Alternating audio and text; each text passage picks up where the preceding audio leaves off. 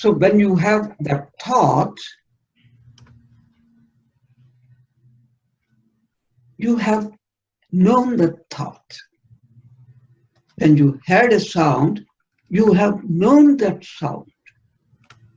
You may arbitrarily divide this sensing as something internal and something external. Whatever thoughts you have felt now, you may take them to be internal. Whatever visual scene you have outside or the sounds you heard, you may feel as outside. But as a matter of fact, the ultimate knowing of them is something like a thought. That is why the sages declared, even this world that you perceive is nothing but a thought. In the night, when you go to sleep, you have dreams. Where have these dreams occurred? You feel they have occurred within yourself. You take them as internal. So they are also like a thought, as a matter of fact. So the dreams have taken place in no particular location. You may dream that you are somewhere in New York or somewhere else in California, but in fact, you were never out of your bed, you have never moved anywhere. So it is nothing but a thought. So imagination is also a thought. Even daydreaming is a thought. So anything you experience is a thought. So even what you see around is a thought. You are knowing it. You are sensing it. See, because of the interface of the skin or the eardrum and things like that, we may artificially distinguish as something external or something internal. A thought or imagining is internal. A scenery or a sound is external. You may say arbitrarily based on the detector element you have, instrument you have used, but that knowing quality, that consciousness, has no such internal or external differences, because this knowing quality has no limits at all, has no boundaries at all. So this whole world, this universe is consciousness. So everything is inside that. You are inside that. Your instruments are inside that. Your detector elements, the five sensory organs, are within this knowingness. So everything is internal. So your whole body is this entire universe. And the consciousness is that knowingness of things. So there is nothing like external or internal. You are within this consciousness itself. Is there any particular identity for that quality of detecting, whether you have detected a thought, whether you have detected a sound? Does it come with a label to itself that I belong to? It doesn't. So that who is detecting? Knowingness itself is detecting. So what is there actually? Only knowingness is there. So this knowingness is able to do it because it is there. It exists. So that existence is the sat quality, sat in Sanskrit. And this knowingness is the chit quality. So sat, chit is right there in our front. So the who part comes into question if there is somebody who says, I hear this, this is my hearing, it is my thought, this is my house. When that question of possessivity comes, there is a character and identity that's generated. So if a thought is followed by another thought, which claims the previous thought as my thought, right there a person gets generated. Until this thought claiming ownership does not arise, there is no who also. There is no claimant for ownership. So Bhagavad Gita, that's why gives a little thumb rule, a very simple practical advice. It says, don't claim ownership for any possessions for any objects. Objects include thoughts also. Don't even claim a thought as yours. So no ownership for any object. No claim of doership for any actions. Actions include decisions. So if you relinquish the claim of ownership, the claim of doership, decision maker position, that itself is the supreme relinquishment, vairagya. And that is the way one has to live the life. So in that position, whatever happens, just happens. You don't even let it happen. You are not there to let or hinder. Just things happen. See, Ange has asked that question, which is very interesting. We'll get an opportunity to discuss in more detail these questions. For example, there are refugees coming from Syria. What would happen to them? What should we do? Yoga Vasishtha has a very, very simple answer. You may think it's on the face of it very indifferent, but if you go into it in depth, that is the highest teaching. In fact, this particular quotation I'm referring to in Yoga Vasishtha comes in towards the last chapter, the 6th chapter in Nirvana. Rama, you must have known the principal character in that teaching, asked sage Vasishtha, sir, we see so many people suffering in this world. Even if you consider this world is just an imagination, a phantasmagoria, can we not do something to help them in their trouble, to alleviate their problem? And the reply sage Vasishtha gives is like this. The exact words may be different. Paraphrasing what he says is like this. See, this world itself is an imagination as we have now understood, because this is after nirvana that these sort of questions come. So he understood the oneness, he understood the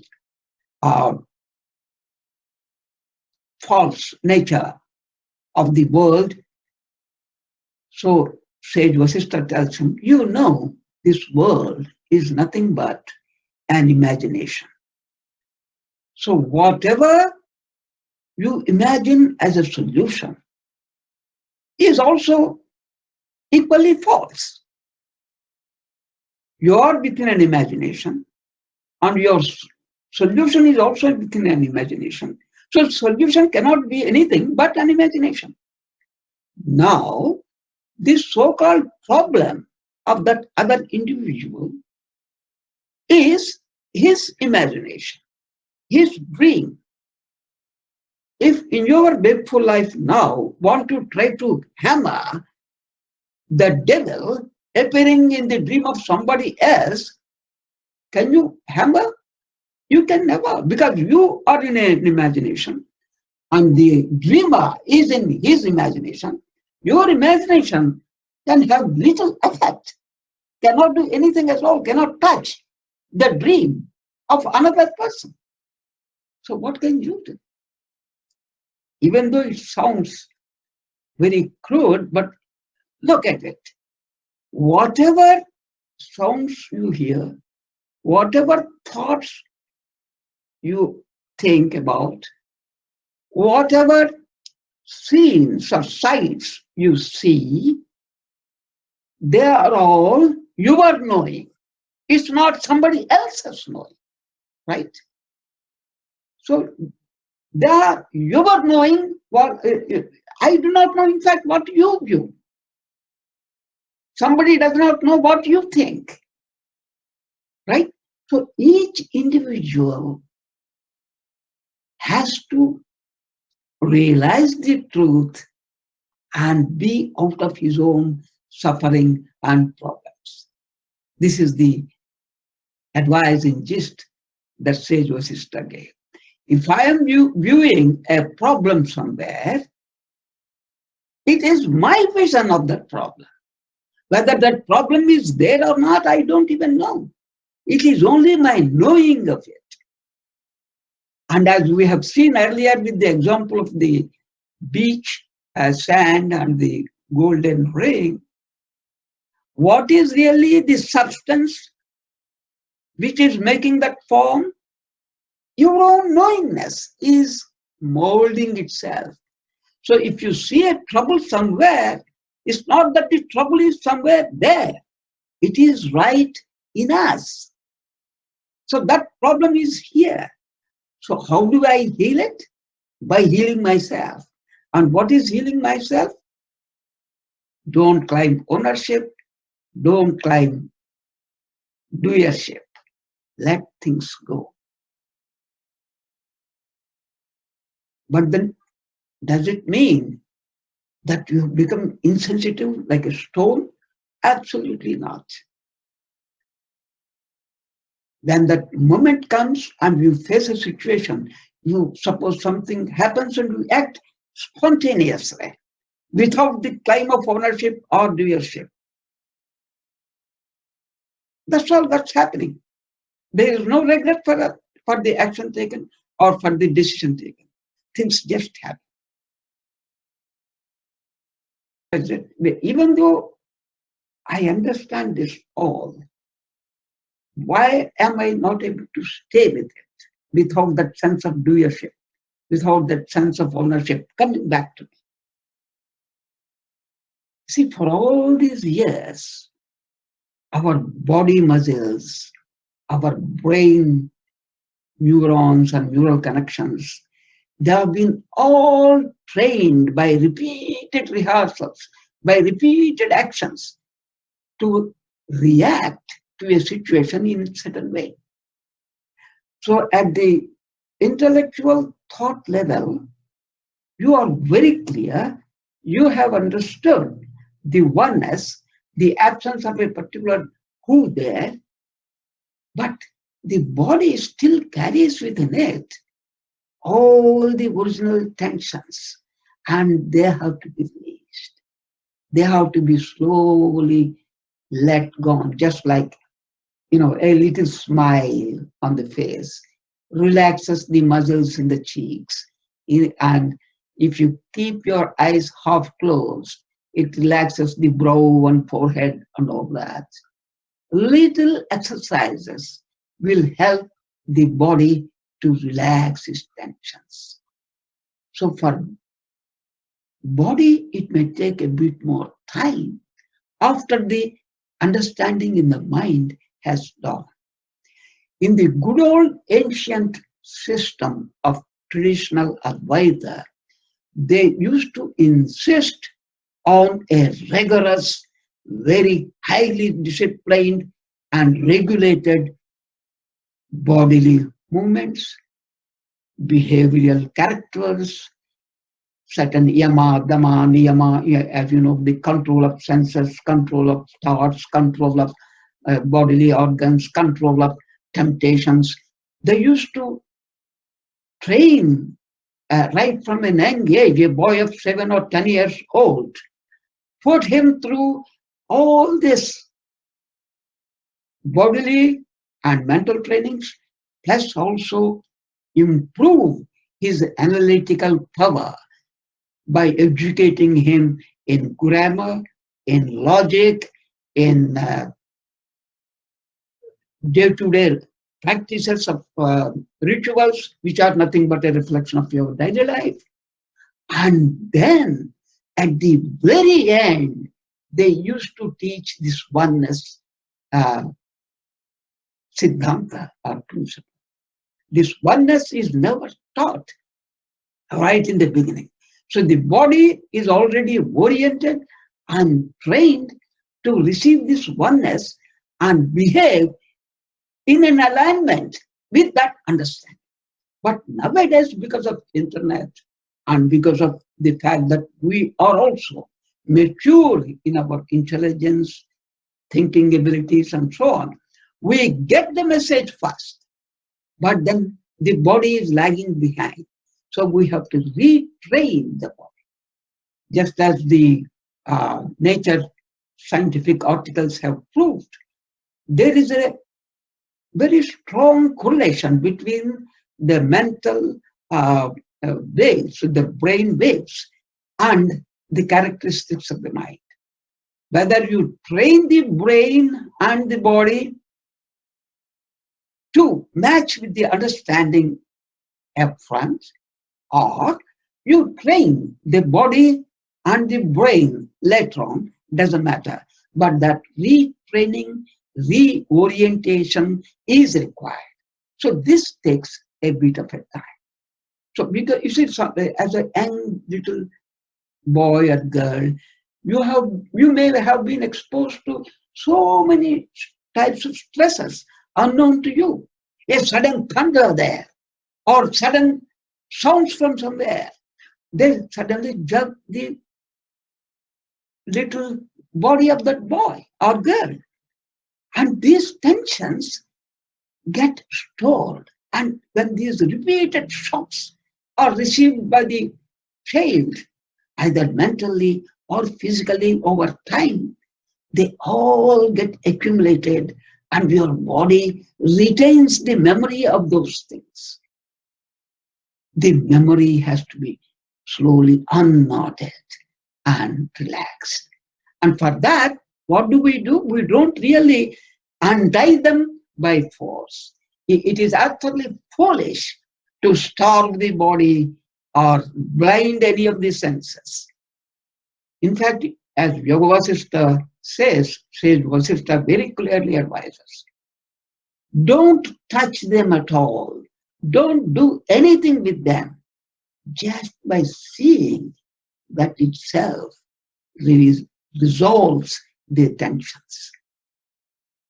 So basically, we need a healthy body and a healthy mind to be able to absorb this Advaitic message.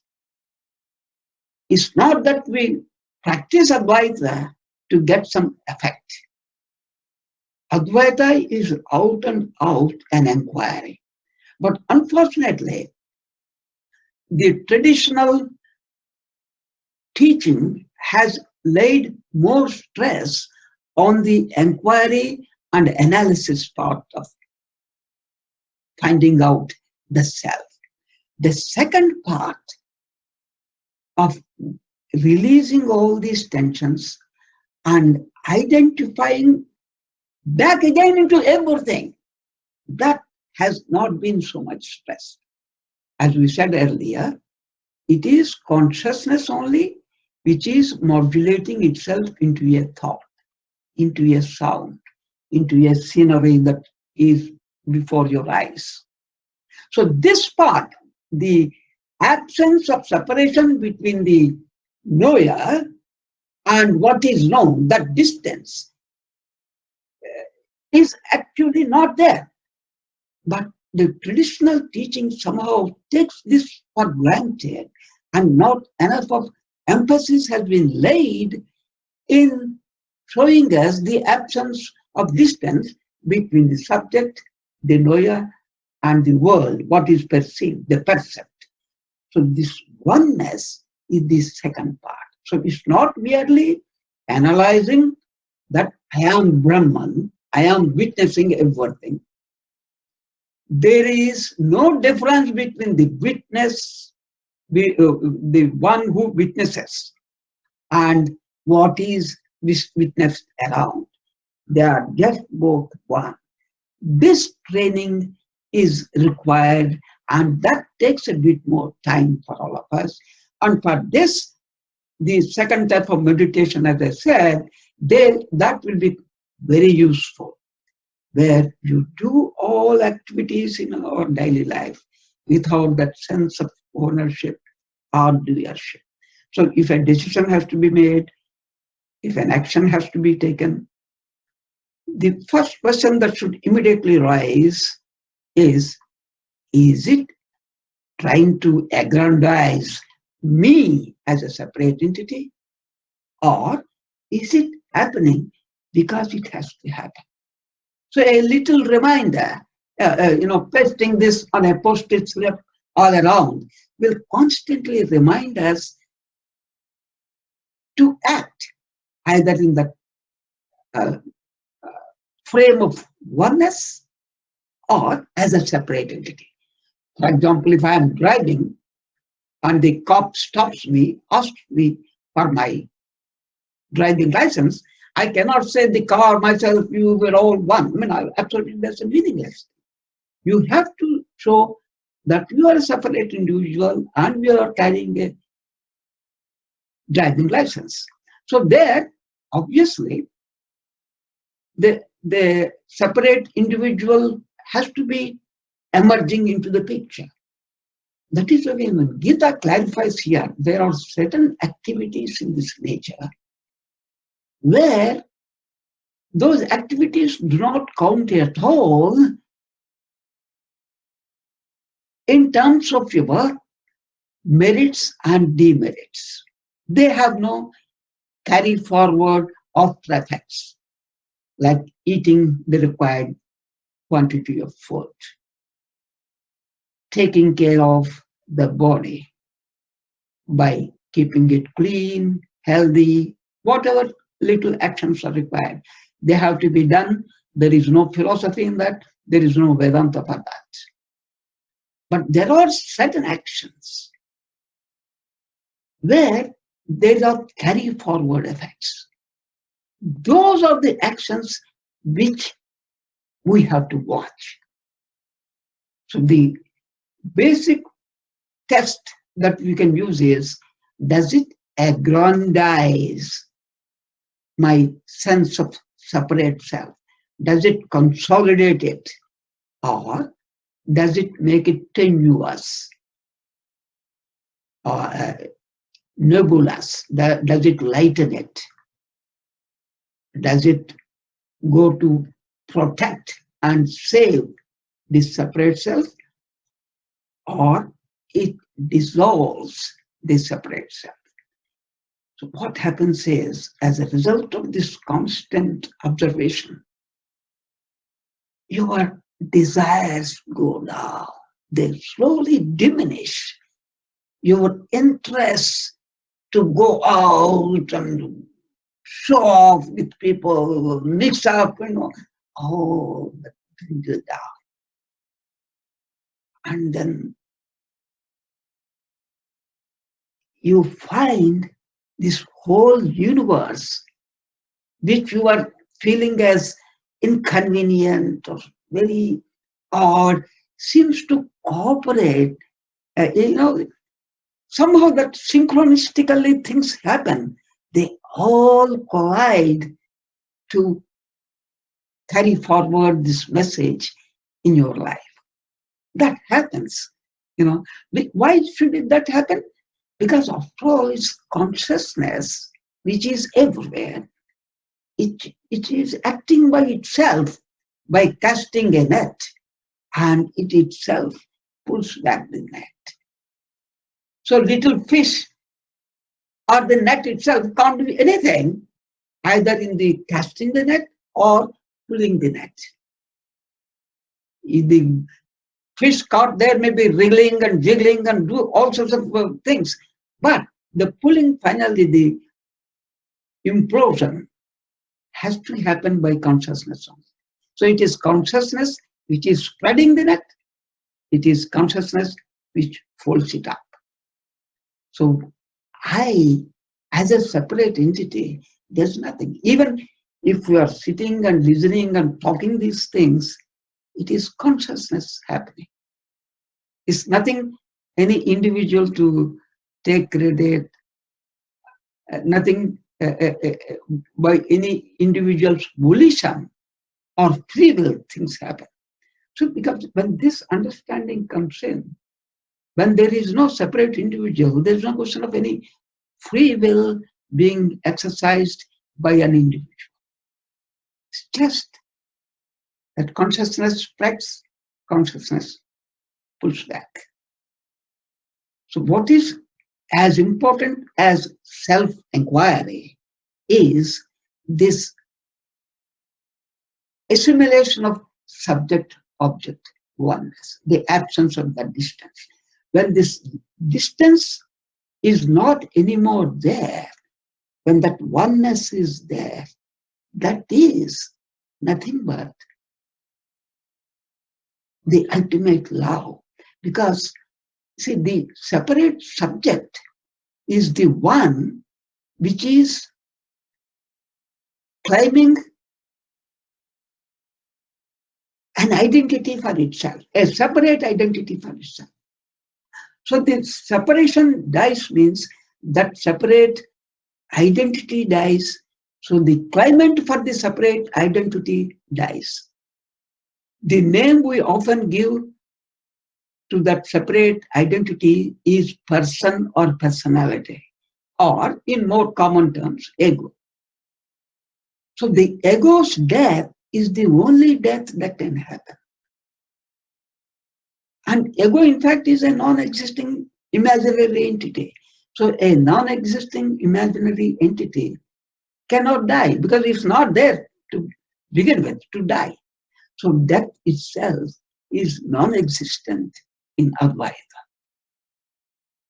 And the death, the figurative death of the individual separate person and merger with whatever it is the true love. So love is in fact nothing but the absence of distance between the subject and the object, the lover and the beloved. When that oneness comes,